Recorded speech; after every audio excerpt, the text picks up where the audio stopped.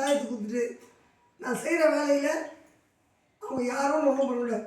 அப்படியே இப்படி கேமரா எப்படி எடுத்துக்கலாம் தலைக்கு மேலே